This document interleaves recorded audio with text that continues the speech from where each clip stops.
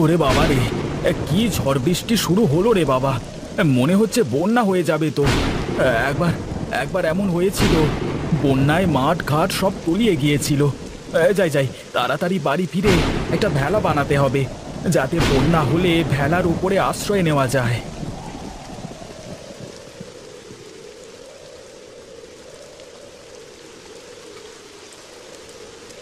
গিন্নি, বলি ও গিন্নি, কোথায় গেলে তুমি?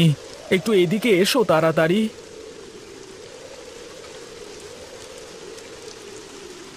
ঝড় বৃষ্টির মধ্যে তুমি বাইরে দাঁড়িয়ে আছো কেন? ঘরে এসো। না গো গিন্নি, ঘরে আর যেতে পারবো না। আসবার সময় দেখে আসলাম নদীর অবস্থা খুবই খারাপ গো। আর বৃষ্টি থামবার তো কোনো নামই নেই। তুমি এক কাজ করো, ঘরের মধ্য থেকে কাঁচিটা দাও। কেন? এই ঝড় বৃষ্টির মধ্যে কাচি কি করবে? তোমার কোথাও যেতে হবে না ঝড় বৃষ্টির মধ্যে, তুমি ঘরে এসো। আমি তোমার কাছে কাঁচি চাইলাম, কাঁচিটা দাও বেশি না বুঝে।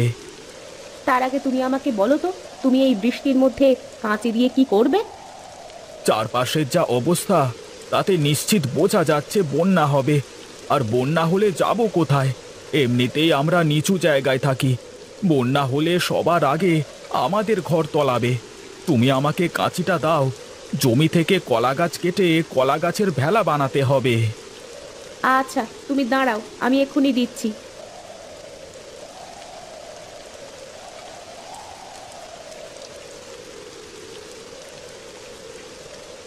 এই নাও কাঁচি।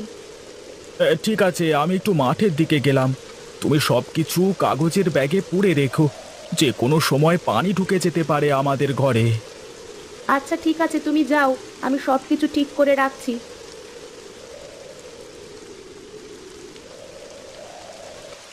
কি ব্যাপার নিতাই, বাইরের কি অবস্থা? বৃষ্টি কমলো? না বাবু, বৃষ্টি কমার কোনো নামগন্ধ নেই। সেই সকাল থেকে বৃষ্টি হয়েই চলেছে। নদীর কি অবস্থা একবার দেখবার দরকার তো। কি করি তাই তো ভাবছি। আপনি চিন্তা করবেন না, আমি লোক পাঠাচ্ছি, তারা গিয়ে দেখে আসবেন নদীর কি অবস্থা। এই ঝড় বৃষ্টির মধ্যে কি কেউ যেতে চাইবে নাকি নদীর ধারে? যেতে তো চাইবে না, কিন্তু রোকরা খরচ করলেই খবর পাওয়া যাবে বাবু। আচ্ছা আচ্ছা, এই নে টাকা, তুই একবার গিয়ে আমাকে সব খবর নিয়ে এসে দে। ঠিক আছে জমিদার বাবু, আপনি বসুন, আমি দেখছি।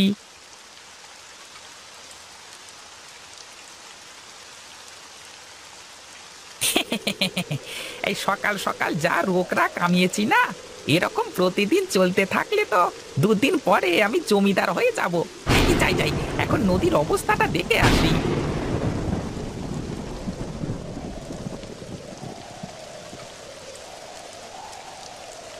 কি ব্যাপার, তুমি কলা গাছ কাটছো কেন ঝড় বৃষ্টির মধ্যে?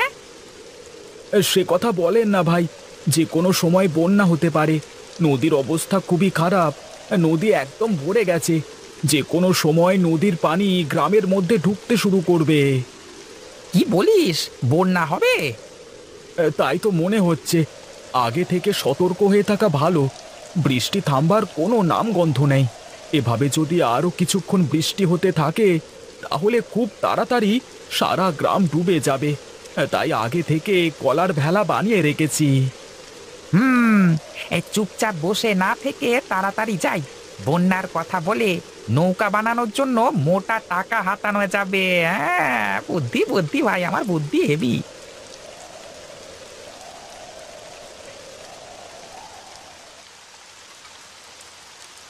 কি রে নিতাই, কোনো খোঁজ পেলি?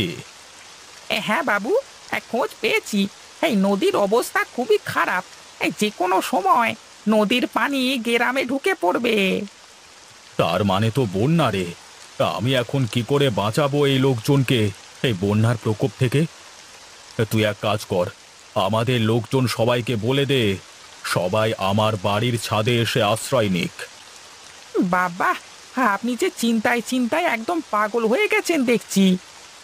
কেন? আমি পাগল হতে যাব কেন? এছাড়া কি আর কোনো উপায় আছে?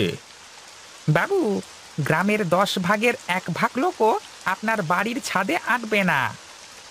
তাই তো, আমি এখন কি করে বাঁচাবো আমার লোকজনকে? বাবু, আপনি যদি বলেন তাহলে আমি একটা কাজ করতে পারি। হ্যাঁ হ্যাঁ, বল বল, তোর মাথায় যদি কোনো বুদ্ধি থাকে তাহলে আমাকে বল সেটা। হ্যাঁ বাবু, বুদ্ধি একটা আছে, কিন্তু এ তো অনেক টাকা খরচ পড়ে যাবে। এত খরচ দেবে কে বলুন দেখি? যত টাকা লাগে সব আমি দেব, যে করি হোক আমার লোকজনকে বাঁচাতে হবে। তুই টাকার কোনো চিন্তা করিস না।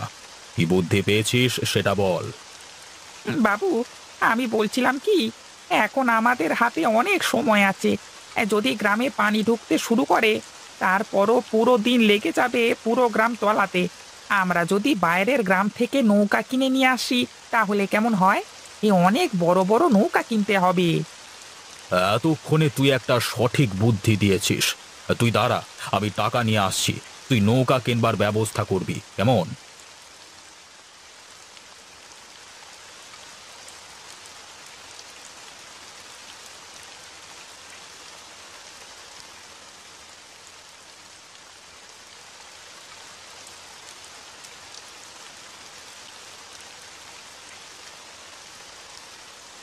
এই নে, এই ব্রিফকেসে অনেক টাকা আছে। তোর যত টাকা লাগে খরচ করিস। যা, দ্রুত গিয়ে নৌকা। গিন্নি, ও গিন্নি, কোথায় তুমি? দাটা নিয়ে একটু বাইরে এসো তাড়াতাড়ি।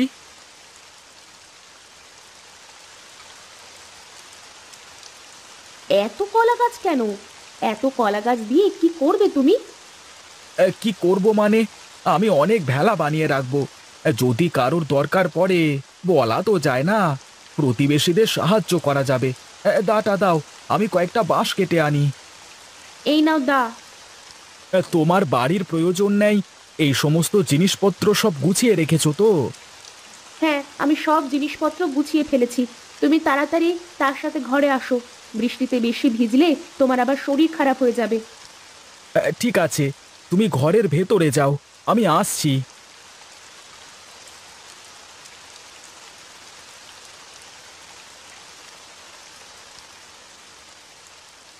গিন্নি, দেখো আমার হাতে কি। কি আবার হবে? জমিদারের ফালতু কাগজপত্রের বাক্স ছাড়া? হ্যাঁ না গো গিন্নি, এই ব্রিফকেস ভর্তি টাকা। কই দেখি দেখি, ব্রিফকেসটা খোলো তো। ওরে বাবা, এত টাকা! আমি এত টাকা একসাথে কখনো দেখিনি। এই টাকা দিয়ে আমাদের সারা জীবন খুব ভালোভাবে কেটে যাবে। তা তুমি কোথায় পেলে গো এত টাকা? এই জমিদার বাবু আমাকে দিয়েছেন এই টাকা দিয়ে নৌকা কেনবার জন্য, কিন্তু এর অর্ধেক টাকা আমার, আর অর্ধেক টাকা দিয়ে নৌকা কিনতে হবে। কেন, এই সময় আবার নৌকা কি হবে?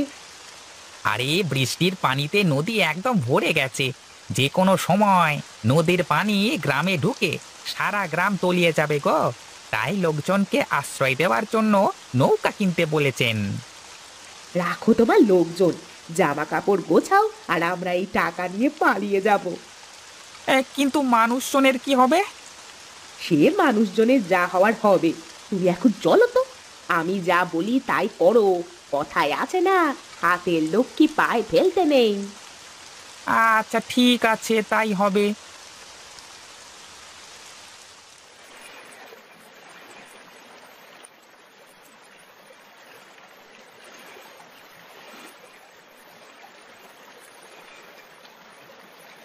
এই গোপাল ভাই, গোপাল ভাই, এইদিকে এসো ভাই, আমাদেরকে তুমি নিয়ে যাও। গিন্নি, তুমি ভেলা নিয়ে এখানে থাকো, আমি একটা ভেলা ওদেরকে দিয়ে আসি। না, তার কোনো দরকার নেই।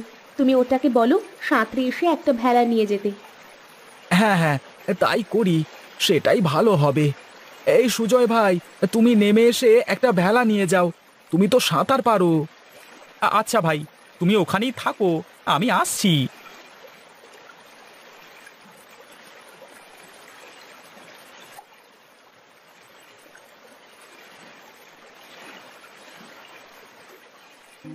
কি যে করি, লোকজনদের কি করে বাঁচাবো আমি? তুমি কোনো চিন্তা করো না, ঈশ্বর একটা না একটা ব্যবস্থা ঠিকই করবেন। কিন্তু এই নিতাই কোথায় গেল? ওকে তো আমি অনেকগুলো টাকা দিয়েছিলাম নৌকা কেনবার জন্য। ওই ব্যাটা ভেগেছে মনে হয়, এতগুলো টাকা ওর হাতে দেওয়া একদম ঠিক হয়নি।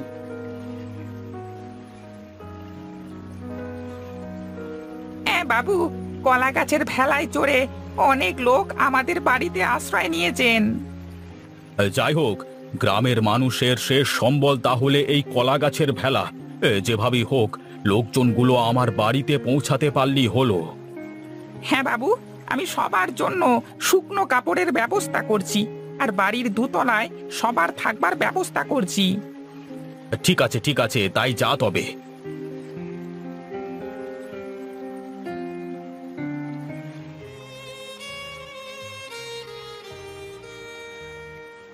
জমিদার বাবু, গ্রামের মাঝখানে অনেক লোকজন ফেঁসে আছে, সব ভেলা নষ্ট হয়ে গেছে। আমার কাছে শুধু একটা ভেলা বেঁচে আছে। একটা ভেলাতে করে কিছুতেই এত লোককে আনা যাবে না। আপনি কিছু একটা ব্যবস্থা করুন। আচ্ছা, আমি দেখি কোনো ব্যবস্থা করতে পারি কিনা।